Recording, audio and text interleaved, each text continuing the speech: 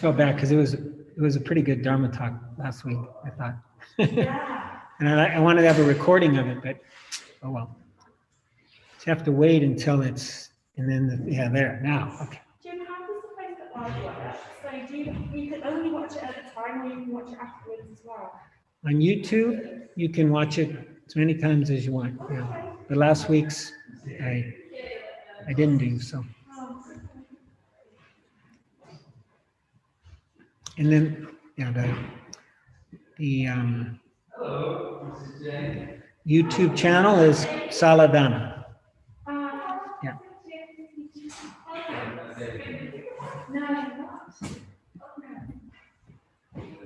Yeah, welcome comedians.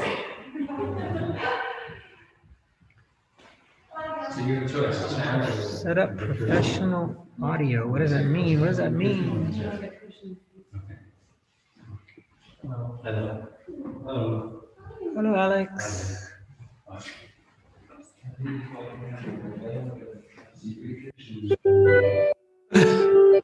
Okay, it works.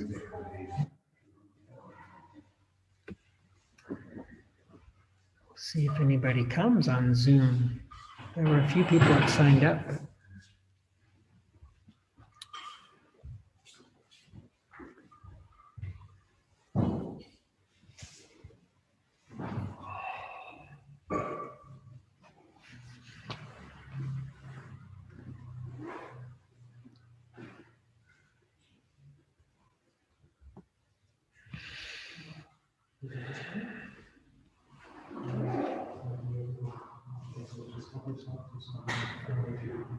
Oh, Luis.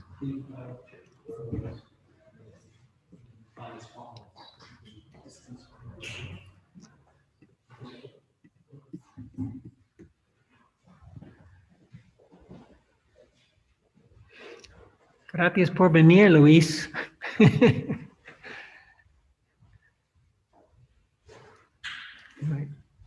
might get a private session on Zoom, just him.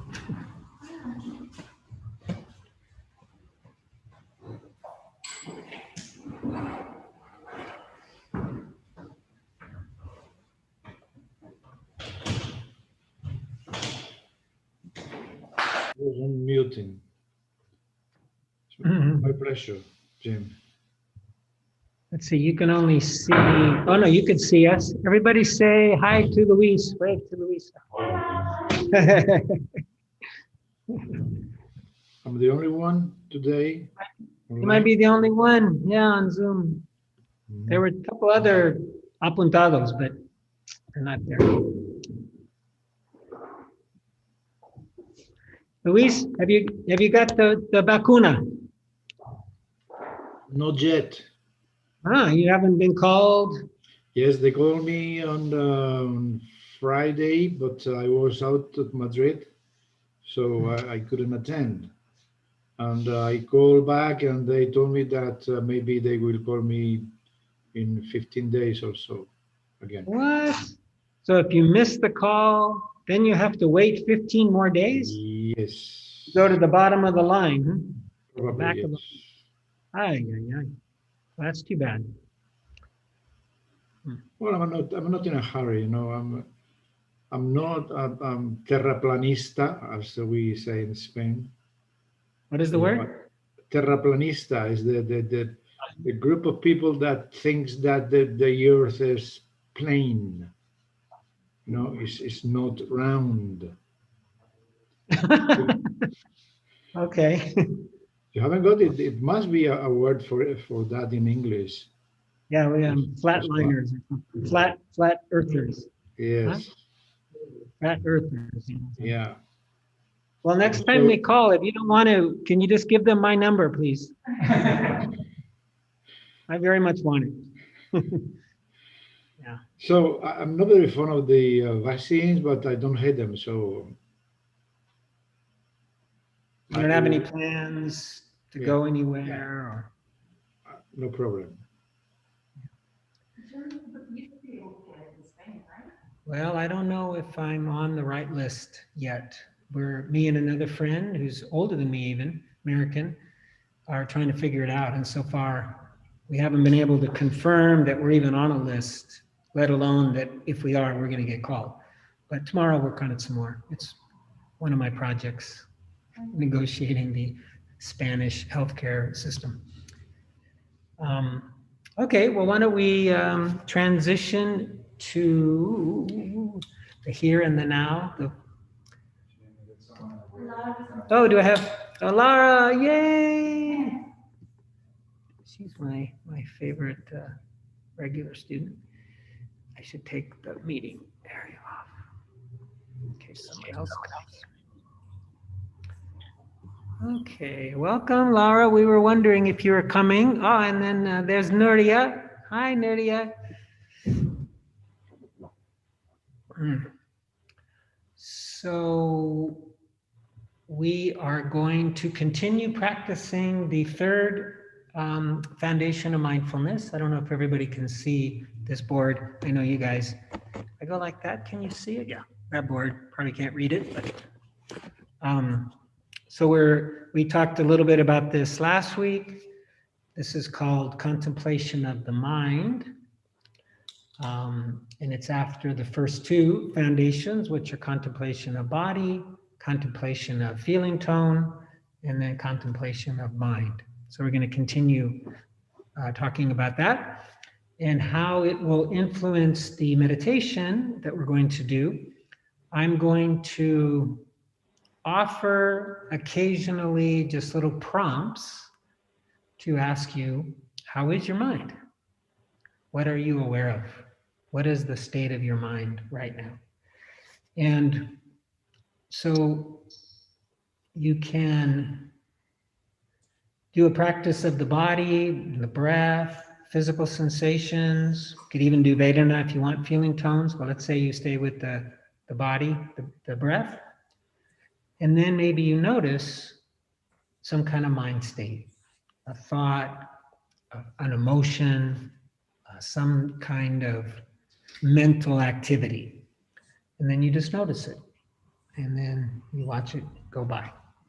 Now, if I prompt you, maybe you're off, breathing or watching your breath or whatever. If I prompt you, then you could at that moment ask yourself, how is my mind right now? And the idea is we don't want to make anything up about it. It's just solely a practice of awareness, right? We're aware of what's in the mind. It's not who we are. It doesn't mean anything. But the idea is to be aware of the different mind states. And then if you wanted to add another level, it would just be, is this a wholesome or healthy mind state? Is this onward leading towards the end of my suffering? Or is this, unwholesome, maybe leading towards more suffering? But beyond that, I would not dig deeper into it at all. Just kind of stay with just awareness. So I hope that was clear to the people on Zoom as well. You guys can all hear me, right? Okay, good.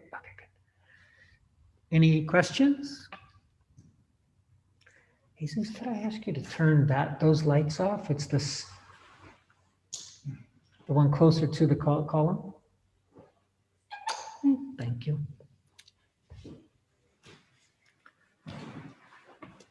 Sorry about that. Okay. So we're going to meditate, for those of you who are new, for about 32 minutes.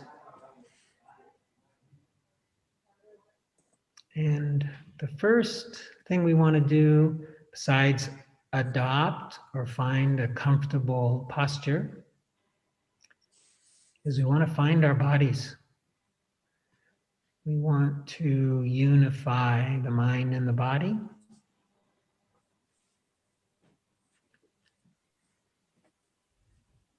So one method that we can employ to do that is to do a body scan. So lately we've been doing body scans at the beginning. And if you have your own practice, your own techniques, you can, of course, do those.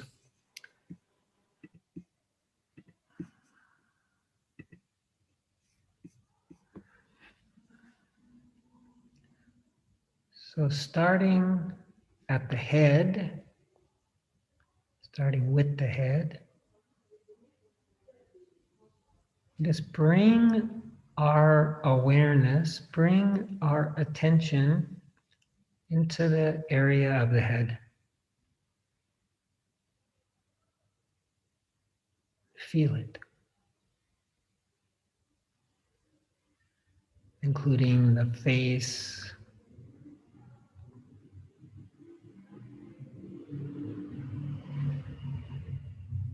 the jaw. And if you don't feel anything there, that's okay.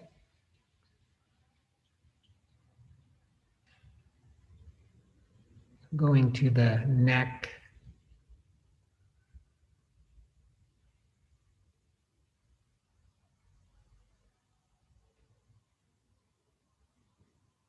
and the shoulders. Maybe at the shoulders you might feel some weight, sense of pulling maybe from the weight of the arms.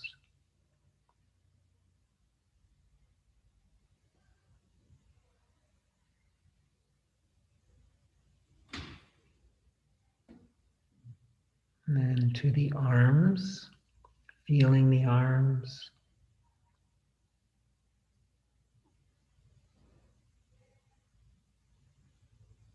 And the hands. So there might be sensation at the points of contact where the hands are touching the body or touching each other.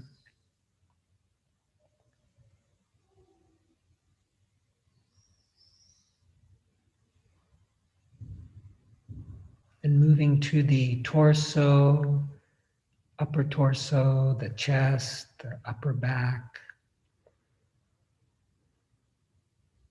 the lower torso, belly, lumbar.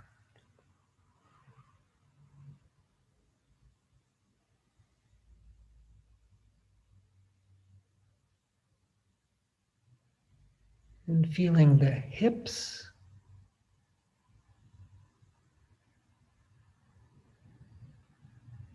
the legs,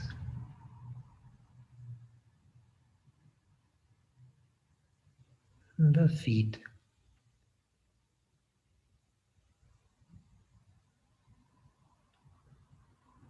At the feet, much like the hands, maybe there's obvious sensation where the feet are making contact with the floor. So all we're simply doing is just feeling, experiencing those sensations. And this simple little practice, process, brings us into the present moment, calms the mind, interrupts that constant thinking.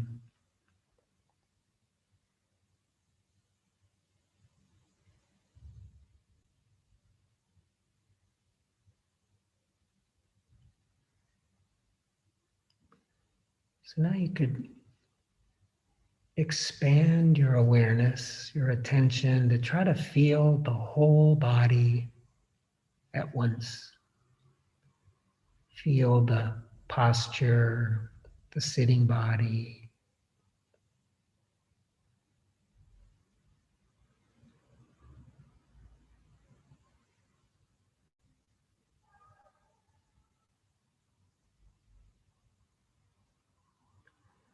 And for the rest of this meditation, you can use this sitting body or any part of it as an anchor, as a home base, a place to return to when you notice that your mind is thinking.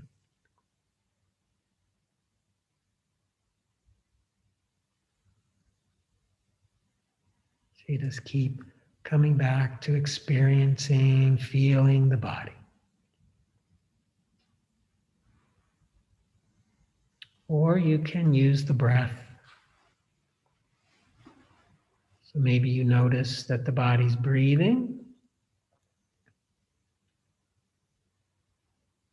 This is a very common anchor for meditation, the breath.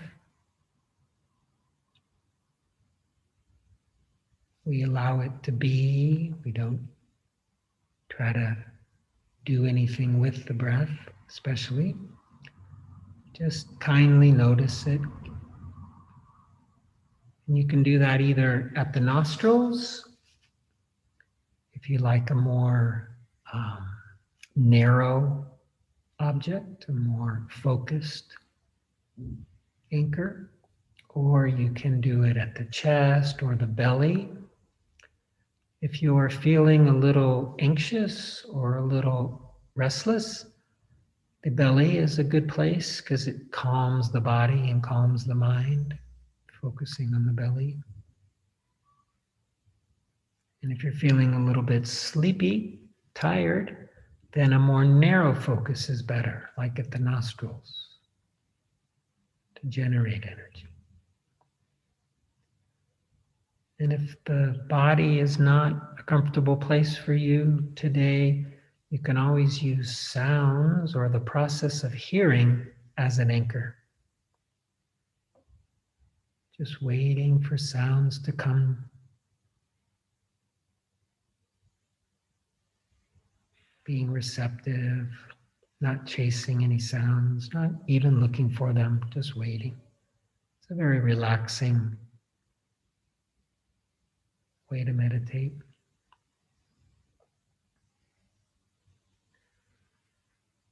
So we'll spend a few minutes just calming the mind, steadying the mind, centering the mind, using whatever object, whatever anchor you've chosen.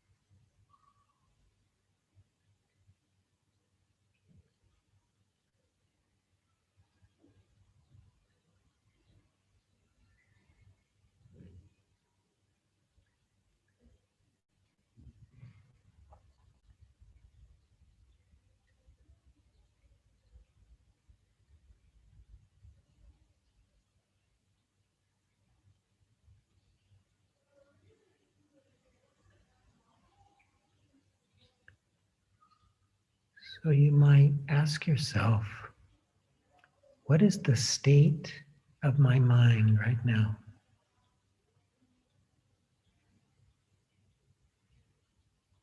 Is it agitated, calm? Are Are there emotions, sadness, happiness, anger, frustration, fear? We just notice, maybe give it a one-word label and let it pass on by.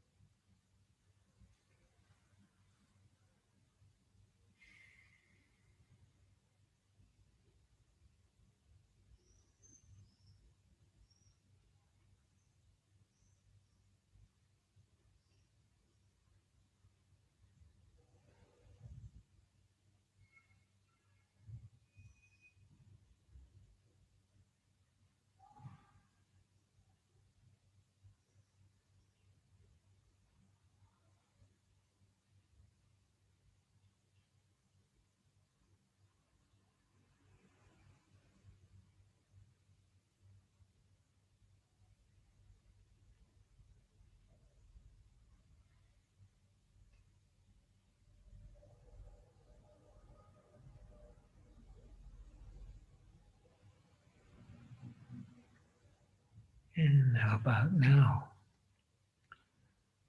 What is the state of your mind right now? Is there wanting in the mind or aversion in the mind or confusion in the mind?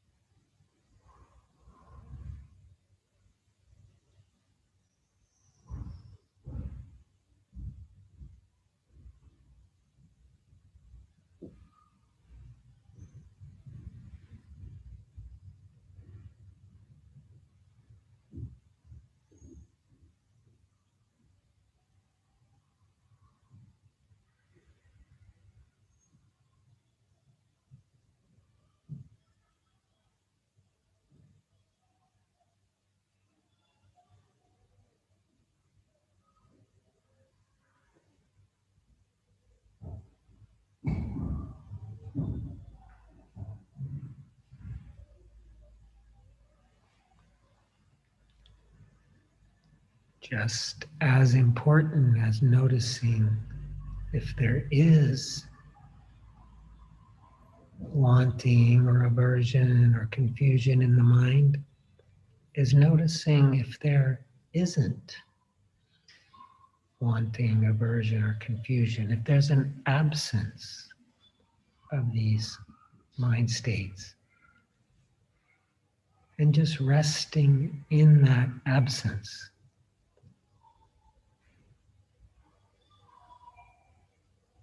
Being aware of the absence of those unwholesome mind states, those defilements.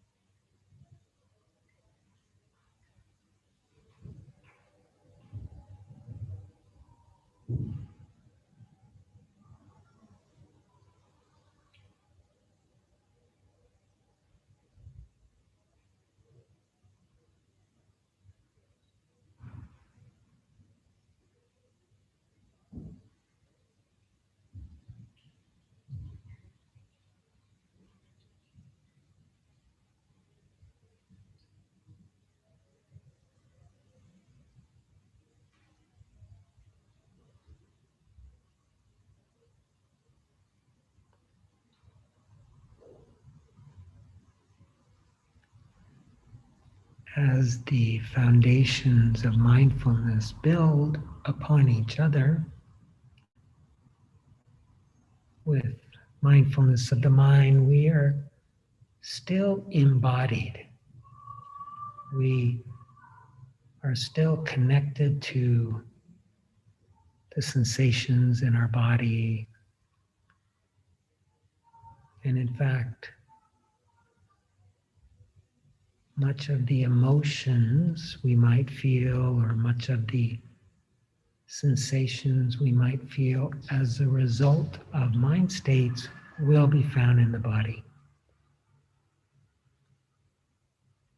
So keeping aware of the body, feeling the body, while also observing the mind.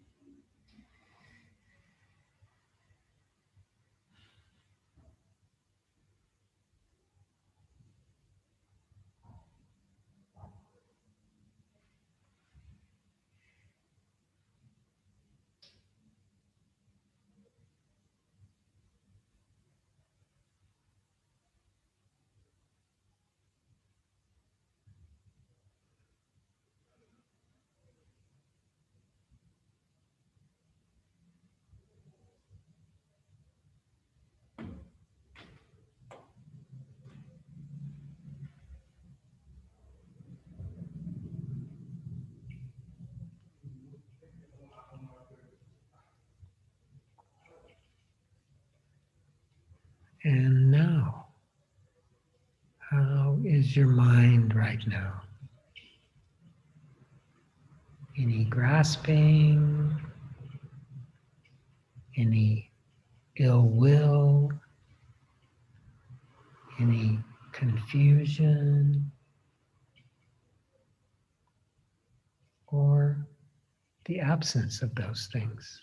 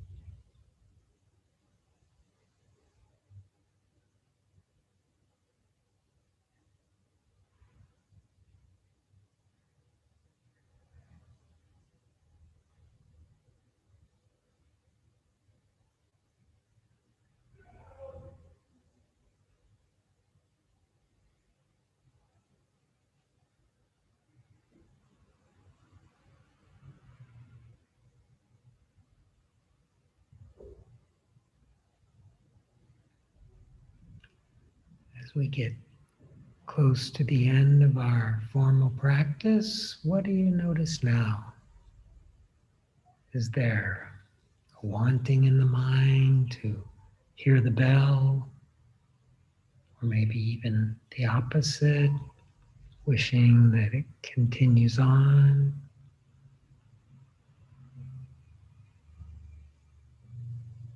Maybe by now there's some physical discomfort and noticing how the mind reacts to that.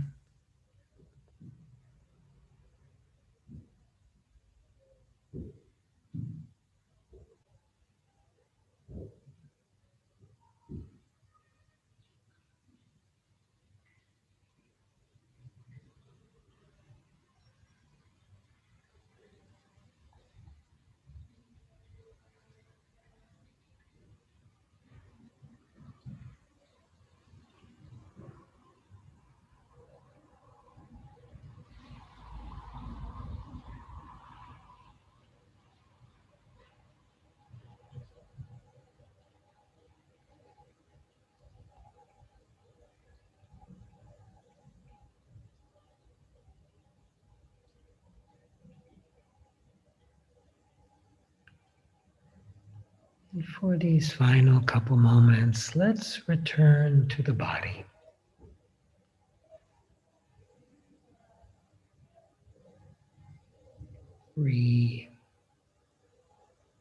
infusing, you might say, the body with attention,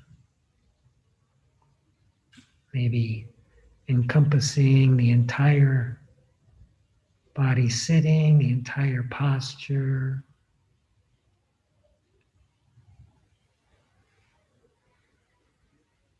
Noticing the weight of the body.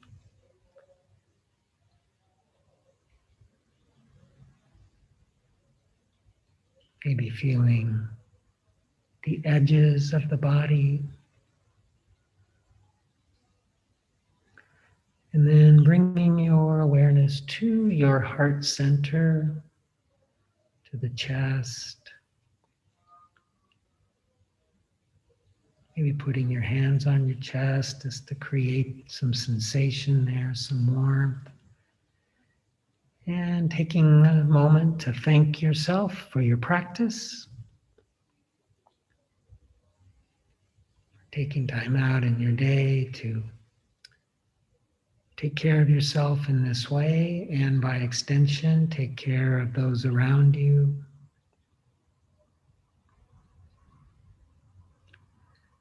And then imagining you can radiate out this goodwill in all directions, including everybody both on this Zoom call and maybe YouTube, and then here in Saladana, thanking them for their practice as well and for supporting our practice in Sangha, and sending it out in all directions. And then when you hear the sound of the bell, this is a really good time to practice the third foundation. Just see what arises, what thoughts, what sensations, emotions comes up when you hear the sound of the bell.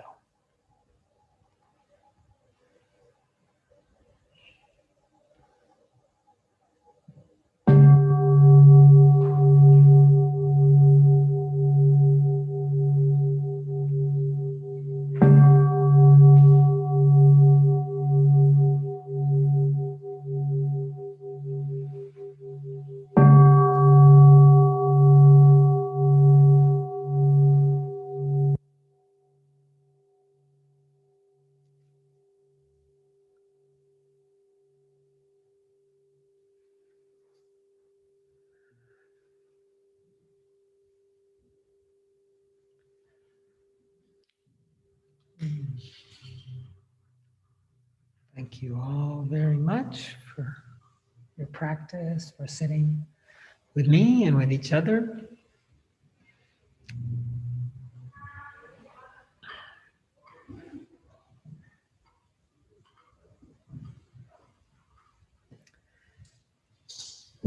So, yeah, I thought I would talk a little bit more about this establishment, this foundation of mindfulness, the third foundation. And first I want to go back to the middle length discourse. Let's see. Yeah. And go back to what the Buddha is thought to have said. What I did, I hope, is I cut and pasted it. But where is it? Where is my cut and paste? Uh-oh. Hold on. I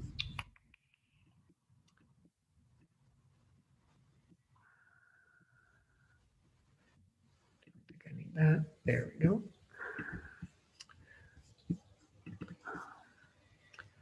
Okay, so I read this last week, but I'm going to go ahead and read it again because I think it's worth reading more than once, many times.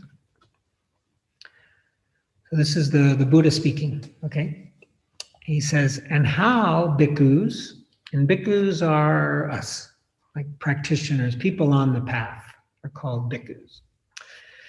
And how, bhikkhus, does a bhikkhu abide contemplating mind as mind? Here, a bhikkhu understands mind affected by lust as mind affected by lust, and mind unaffected by lust as mind unaffected by lust. Now, the translation of the Pali word that would mean lust can also mean really any kind of grasping, desire, wanting. He or she understands mind affected by hate as mind affected by hate, and mind unaffected by hate as mind unaffected by hate. And this one also could be understood as ill will, aversion, any sort of pushing away. He or she understands mind affected by delusion as mind affected by delusion, and mind unaffected by delusion as mind unaffected by delusion. He understands contracted mind as contracted mind, and distracted mind as distracted mind. And we're going to get to what those two mean. He understands exalted mind as exalted mind, and unexalted mind as unexalted mind. He understands surpassed mind as surpassed mind, and unsurpassed mind as unsurpassed mind. She understands concentrated mind as concentrated mind, and unconcentrated mind as unconcentrated mind. And she understands liberated mind as liberated mind, and unliberated mind as unliberated mind. And this is very common, that it's done in a very repetitive way, in part because it was an oral tradition for hundreds of years. And so it's said in a way that people can remember it and chant it and so forth. Now, what I especially like about this list is it starts off with greed, lust, right, wanting, and it ends up with liberation. It's got like the whole path right here in mindfulness of the mind. And it just kind of gets, you might say better and better, right? The contracted and distracted, so it actually, at the beginning, it follows the 5 hindrances. And we are going to get to the 5 hindrances, los 5 obstáculos, in the 4th contemplation of mindfulness. It's one of the 5 lists that are in the 4th foundation, the 5 hindrances. But the hindrances are, the first one is desire. Sensual desire, wanting, which corresponds here to the lust, right? The second one is ill will, which corresponds to the hate here, or is it anger? Hate, yeah, it's hate. And then it goes to contracted mind. We have delusion, but then it has contracted mind, which is actually sloth and torpor. So if you're sleepy, the idea is your mind is contracted, right? It's not expansive, it's not open, it's not very aware, it's like this. And then the distracted mind is the opposite, the 4th obstacle, the 4th hindrance, which is a restless mind, worrying and restless. So this would be the distracted mind, right? And then doubt would be, to me, more falls under the delusion. So maybe they don't have it exactly the same 5, but you have the 5th obstacle, which is doubt, skeptical doubt, and that would correspond with the delusion. So now you get past the hindrances, and the way the teachings are structured is when the hindrances are absent, these 5 hindrances of desire and hate, sleepiness, restlessness, and doubt, then what arises is samadhi. What arises is concentration. What it can arise is even the jhanas, the high states of absorption. And so then it goes on. It talks about the exalted mind, which to me would be like piti. It would be like sukha. It would be that happiness, right? And these are 2 factors, jhanic factors, that lead us to samadhi. And then you have an unsurpassed mind, which, according to Bhikkhu Analayo, is, or no, maybe it was, Joseph Goldstein. I think it was Joseph Goldstein. The unsurpassed mind is the 4th jhana. That is where the concentration doesn't really get any better. There are 4 more states beyond that state of jhana that are the formless states, but apparently the concentration isn't any stronger, but just the conditions are different. Things fall away.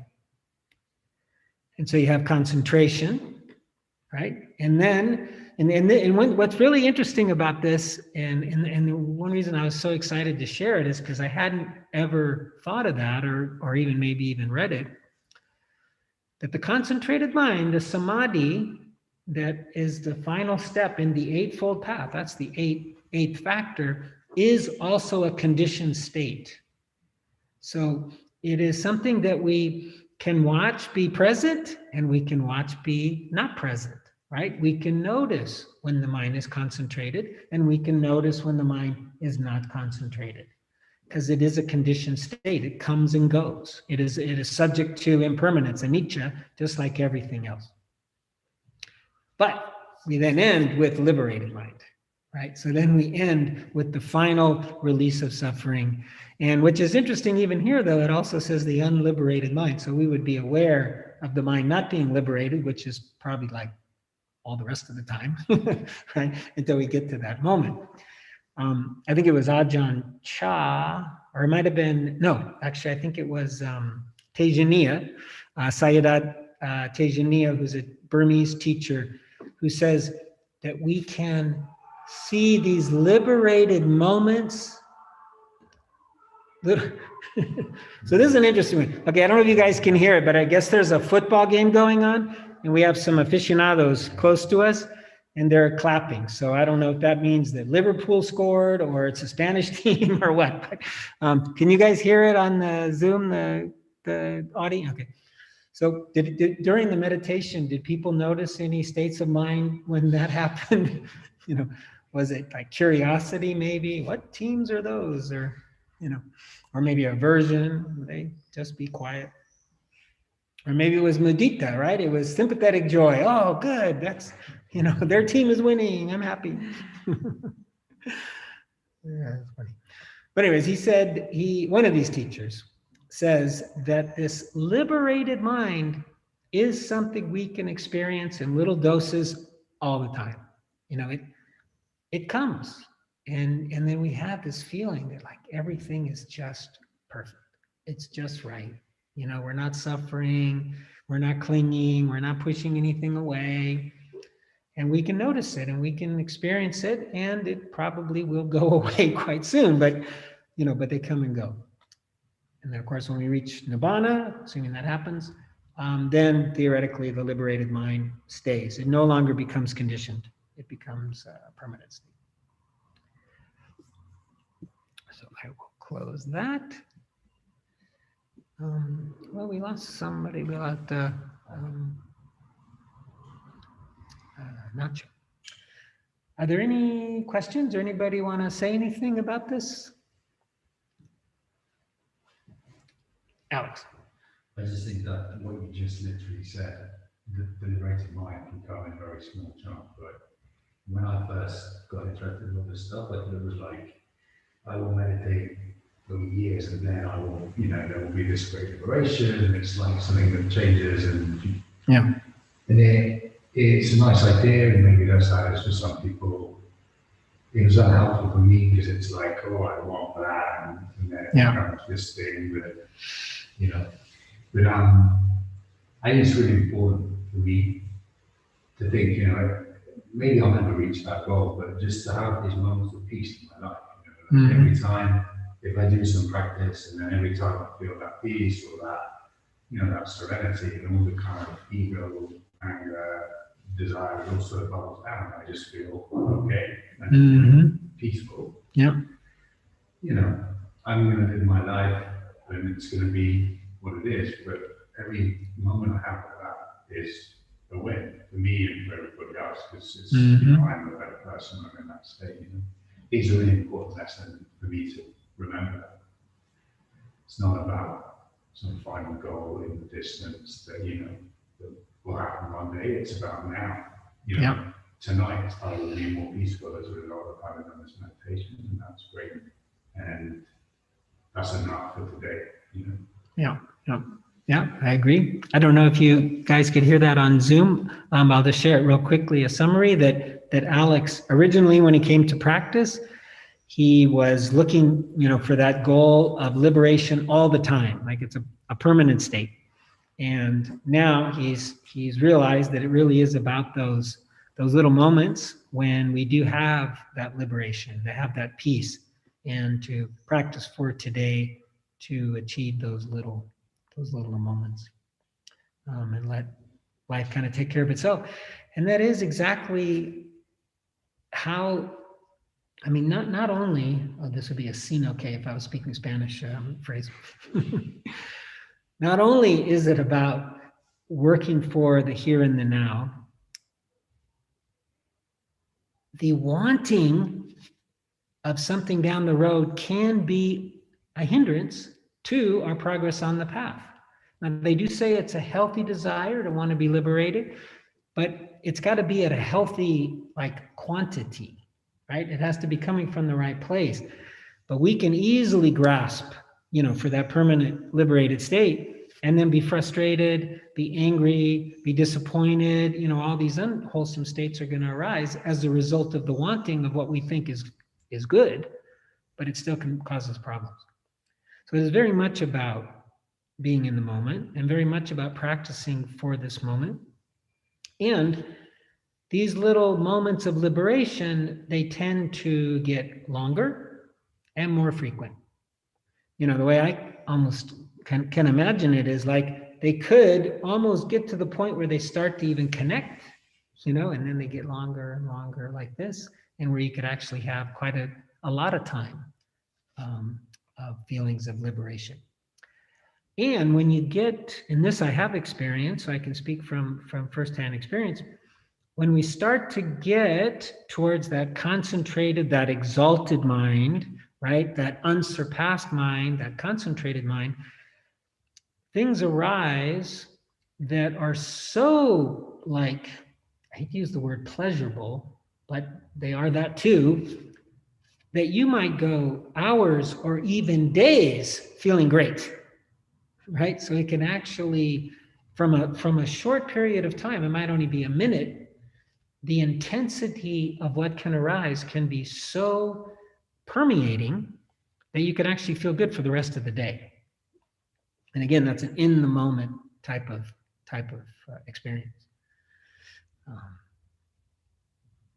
So maybe just, is there anybody online that wants to say anything, or?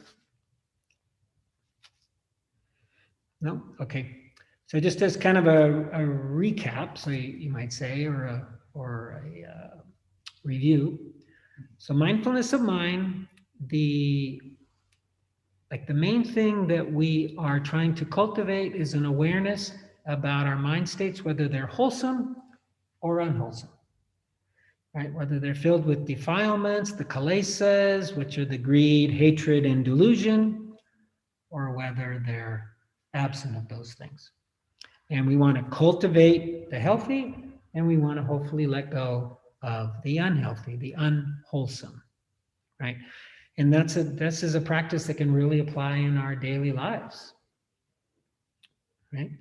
I mean, I've been dealing a lot, seems like more than normal lately, of having these sort of adverse reactions to outside events, maybe involving Saladana or, my businesses or whatever. I'll have this immediate first reaction that's kind of negative, and wanting things to be different, wanting this person to understand, to change, or, whatever. And then noticing how that feels in the body and how that can occupy my mind and stuff. And then trying to bring that around. And lately, what it's been for me, a lot of acceptance and a lot of forgiveness and a lot of letting go. And, and not just allowing myself to be, a floor mat and just be walked on, having a decent boundary around something or another, but not demanding that it be that way, trying to be a little bit flexible. So I've seen it I don't know why, but lately in my life, the last month, a lot of unwholesome kind of responses, reactions, and then bringing in the wholesome mind states, bringing in the wholesome actions, bringing in right speech, and so forth. So I've seen it in my regular life. And then on the cushion, where I found it especially helpful is in resting in the absence. This is something I've really only picked up in the last few, maybe year, kind of a COVID thing, of when there's no hindrance or there's no defilement, or really there's not even much of anything, and then just kind of resting in that. So, we call it, I've been pushing it on you guys, especially on Zoom, awareness of awareness is often what they'll call it, or natural awareness, or resting in, say, experience. But it's this mindfulness of the mind, it's the absence of these states and then just resting in that. And it is actually it's very nice practice, I must admit. I like it better than even resting in the body, which is what I was doing before that. It's more subtle, it's less intense, but for some reason I'm enjoying it more. It's kind of absent of anything. It's just sort of nothing, really. But my mind is like, oh, thank you for the break. Thank you for the vacation. I don't have to think. I don't have to do anything. And I don't even really have to pay attention, right? It's not even about even paying attention to anything. It's not like following the breath or anything. It's just sort of sitting there. So, yeah, I found it very, very useful, this particular third foundation, establishment of mindfulness. Let's see, what time is it? Yeah, we got a couple more minutes. Does anybody else want to say anything or any questions or just reflection? You want to say something about your practice or?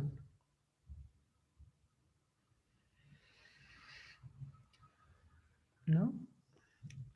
Okay, well, I thought, next week and then a couple weeks, we will go to, maybe could even stretch it to 3, because in the 4th establishment of mindfulness, there are 5 lists, and 2 of them, well, besides the 4 Noble Truths, which is by far the most important list, but 2 that are very interesting and can be courses in and of themselves. One is the 5 Hindrances, which I mentioned, we talked a little bit about.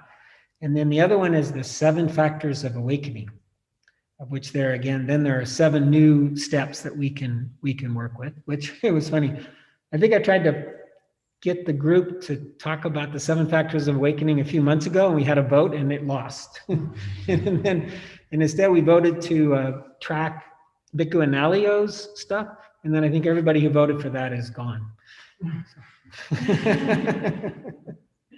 Anyway, so the 7 factors of awakening. We also have the 5 aggregates, which I find very interesting. It's like all conditioned experience, or all conditioned things have these 5 aggregates. So the 4th foundation of mindfulness has these lists, these dhammas, and maybe we'll pick one of them, or maybe 2. We'll do hindrances and the 7 factors, I think, but maybe do it kind of fast. And just as a reminder, I do really like, and Analio is really good at pointing this out, how these things build on each other, right? So the first one, mindfulness of the body. Without mindfulness of the body, we can't go anywhere, really. We've got to be embodied, got to be connected to our body. We experience life through our body. So if we're just in the head up, we're not going to experience the fullness of life. Right? We need the body. And then that second foundation, remember, Vedana was the feeling tone. Is it pleasant, unpleasant, or neutral? This is an automatic reaction of the nervous system. We can't do anything about it. It's constantly going on. So we get aware of that, whether there's, grasping, whether there's pushing away, whether there's delusion. And then we get to mindfulness of the mind that actually takes those 3 things and expands it, right, to more detail. And so they all build upon each other. And at each one of these, the Buddha said that this one alone would be sufficient for the achievement of Nibbana. So you could even just get to become an expert on one, theoretically, and you can reach full liberation. Okay, well, I will stop there. I have another vote I want to I want to put out. But before that, any questions about it? And by the way, if you've taken the MBSR, mindfulness-based stress reduction course, they basically just teach these 4 things too, right? The Buddha invented them 2,600 years ago, and I guess John Kabat-Zinn couldn't really make any improvements on it.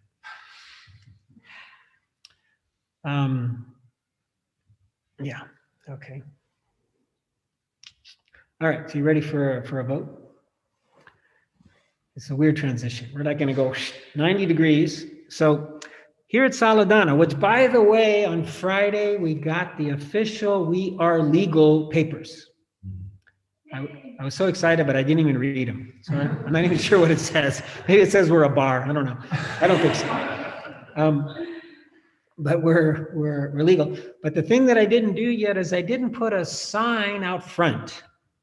And I know people, like new people, they're like, where in the heck is this place, right? Because there's no sign or anything. And so my question, here's going to be my vote. Is this going to be a little bit too much of an appropriation if, where'd it go? We were to sort of go like that. Now, it won't be namaste. It'll say Saladana, but in this sort of Sanskrit font. Or would that be a little too, I don't know what. So just imagine it'll say Saladana and then it'll be above the front door. And because we can only do letras sueltas. I can't do a sign. I can't even put the address. It has to just be letters. So I thought maybe to make it kind of interesting, we could do that. And then the other, well, yeah. So take that down for now, or maybe I'll leave it up because I can see you guys.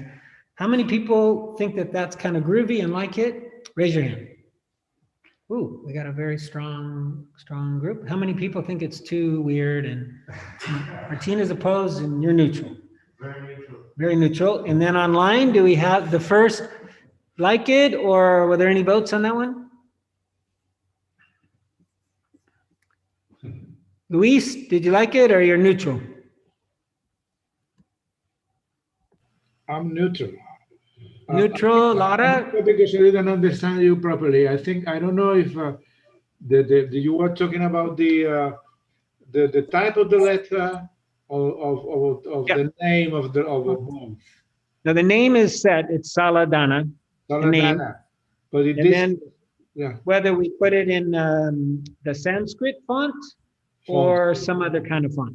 yeah, the font is nice, but Saladana means nothing for the people that doesn't know what is going on inside. That might be, but that's the name of it, so we're not going to change that. Yeah, I know, but I think that, I mean, why don't you ask me?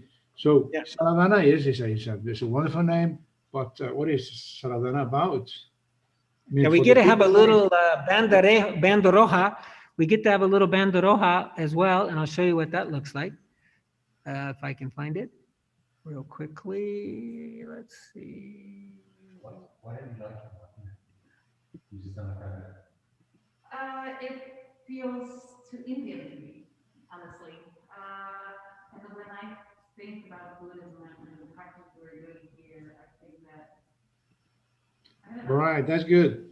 That's much better. Saladana meditation. But I can't. Right, Yeah. but I cannot put it on the building wall. It's contra las normas. I can do a banderoja, a little flag, and that's what that's going to look like, the flag, but it'll be very small. Yeah, what really means something for me is, the line behind Saladana, who says this is a meditation Yeah. center. And we can have a little plaque about this big on the wall too, and that's where I'll put that. But the big one up above can only be letras sueltas, nada más. All right. No logos, no imágenes, nada. It's very restricted. Okay, well, thank you for your opinion, or not. And I will think about it more. Is there a reason why you don't like the phone using all the documents? Well, I don't know how to get it. And the lady who did it has disappeared. And it is a font that is it's an unusual font. And when I tried to get it, it said, you need to pay, like thing. And so I guess she either paid or whatever, but I don't know what happened to her. I reached out and she hasn't responded because I don't know how to duplicate it. We could try to find something similar. I mean, I'm not that, sharp at how to figure these kind of things out, but I mean, I'm not terrible, but for a 64-year-old guy, I'm probably as good as it gets. So if you can help me find it, that would be great. And I'm not opposed to the font. It has a terrible name though. It's like the devil font or something. It's some young person's name. I could English that again, like find something similar. Okay, it's Brandon, and then so I can tell you what kind it is, but okay. Thank you for your participation in that. And yeah, we do have our Asociación de Danasati that is in marcha. We got to get Alex's stuff, but we will have a charity. We'll have an association in maybe 3 months, our lawyer says. Okay, we will By the transition. way, talking about the association, I mean, so Yeah. is it kind of foundation where you are working on? It's going to be associación, no fundación, associación. All right. Yeah. Pero es sin lucrativo, sin lucro. No sé, hay ventajas, beneficios para donar dinero a esta, creo. I don't know. No paga impuestos. Well, I mean, I think that I'm not very fond of, sorry, not fond of conversing on that, but foundation also means that the people that contribute to that foundation gets tax reduction. Yeah, but an association, no. Oh, I As a don't know. fundación, that is much harder to get. That's another hurdle. Más allá. An association is quite easy to get. A fundación, right, Alex? Those are harder. Well, Yeah. I think what we discussed was, right now, this is easy, we can set it up now, see how it goes. Yeah. And then if we want to move to something that's more formalized. Yeah. Then you go for a fundación. There's a lot of additional requirements to setting it up, and there's a lot of additional requirements to administering it. Yeah. Once it has been set up, there's a lot of additional liability for the people running it. So now, So Alex, who's an attorney, and he worked on this kind of stuff in the UK. A fundación, it has a lot more requirements. There's more risks for the directors. There's more reporting requirements. It's a much bigger deal. So we're just going to start with an association, and we'll see what happens. good. Okay, well, why don't we transition out of this business stuff and maybe do a little metta, especially to ourselves.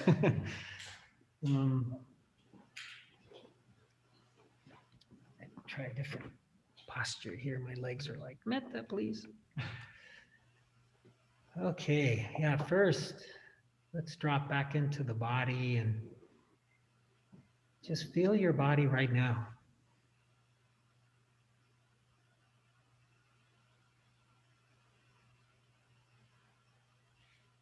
Getting kind of excited with these different topics and so forth, and then can generate some energy or, boredom, whatever. Let's do a little metta, a little loving kindness, goodwill towards ourselves, and then we'll do the group. Why don't we do our Sangha, and then a difficult being, and then all beings. So starting with ourself, may I be happy.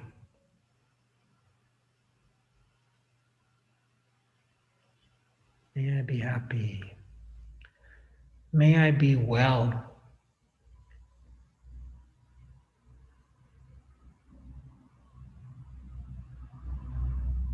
May I be safe.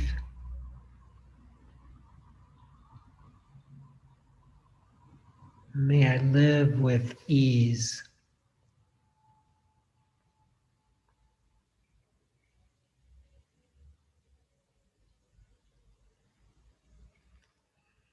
Now let's try our Sangha. Those of us who are here present and those of us who couldn't make it, may we be happy.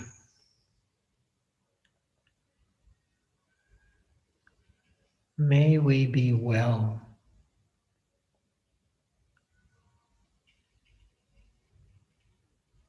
May we be safe.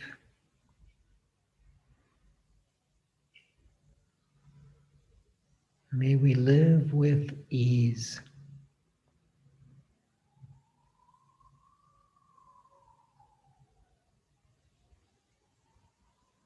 Okay, now a difficult being, a difficult person.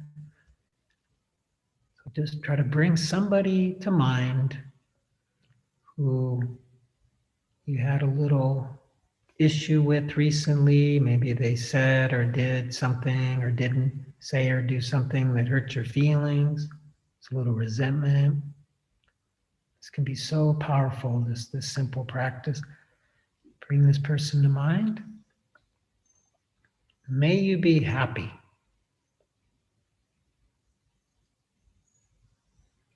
May you be well.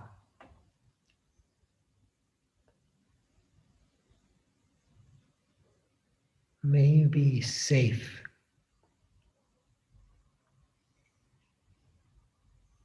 And may you live with ease.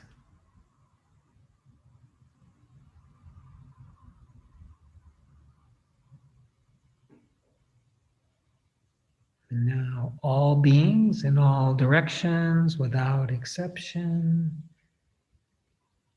just radiating out well-being.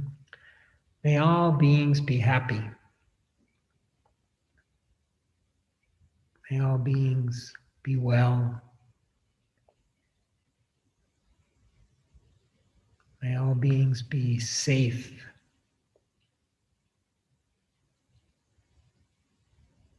May all beings live with ease.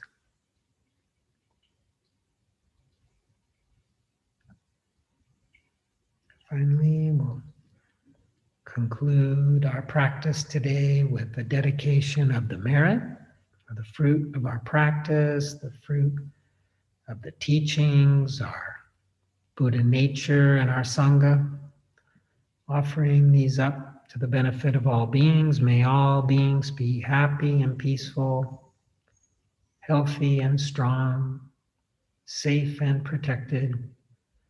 May all beings be free from suffering and the causes of suffering, free from war and violence and discrimination and racism, and free from coronavirus.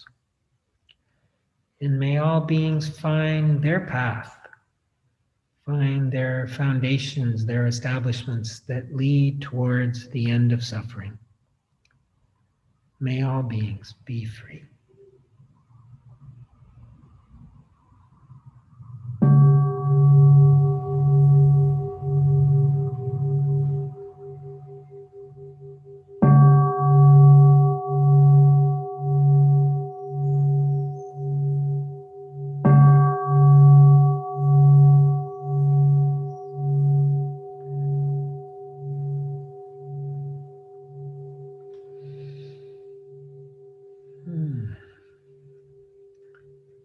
Thank you all very much for coming.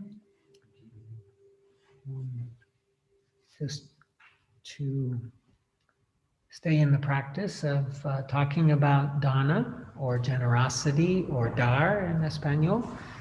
Here at Saladana, we practice generosity in that everything offered here is freely offered. There's no charge.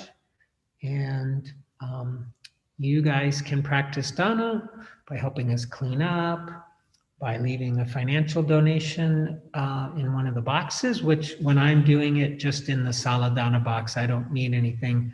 So just to the house for the expenses. But if there's other teachers here, they often rely on the income, and so you can put it in the teacher box. And for those of you online, thank you so much. And I would say just wait until we get this association, and then you can do, what is the starts with the B? Bizo? Huh? Be- Bizo. Bizo, yeah, we might get this Bizo I've been hearing about, but a few months from now. And on our website, saladana.org, you know, there are other classes just about every day except for Saturday, which maybe we'll get something going on Saturday. There's something here, some on Zoom, some presencial.